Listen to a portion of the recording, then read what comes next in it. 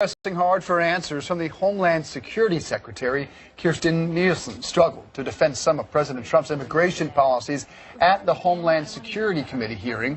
Some of the most tense exchanges focused on the zero-tolerance policy that separated children from parents after they crossed the border illegally.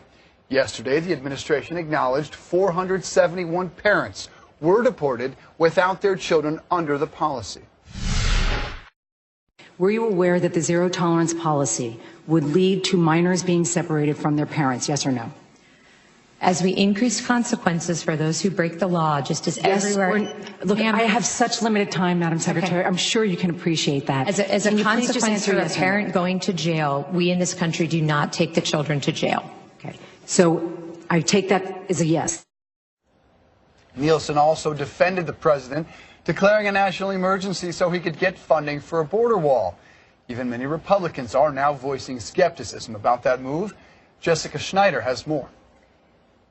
Democrats hammering Secretary Nielsen on the zero-tolerance policy that resulted in children being separated from their families last summer, and they also grilled into whether President Trump's emergency declaration to build his border wall is really necessary. Secretary Nielsen defended the president, and she stuck to the administration's stance that this is truly an emergency at the border. She threw out some numbers to justify that claim, saying that if the numbers continue at their current pace, that the number of illegal immigrants crossing could reach close to 1 million by the end of the year. Now, that number in itself would not be record-breaking since there were more than 1 million immigrants that came across in the year 2006. But Democrats continued to hammer Secretary Nielsen on Trump administration's policies.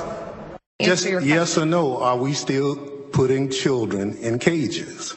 To my knowledge, CBP never purposely put a child in a cage if you mean a cage like this. Purposely or whatever. Are we putting children in cages as of today? Children are processed at the border facility stations that you've been at.